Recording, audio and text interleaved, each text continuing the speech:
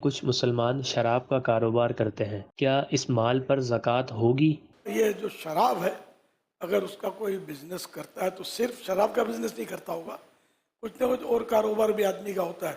Confirm ہو جائے نا کہ بھائی شراب کی انکم پر یہ زکوٰۃ دے رہا ہے، تب تو وہ شراب کی انکم تو وہ تو ہے حرام، اس پر زکوٰۃ تو ہے نہیں، زکوٰۃ تو مال حلال پر ہے۔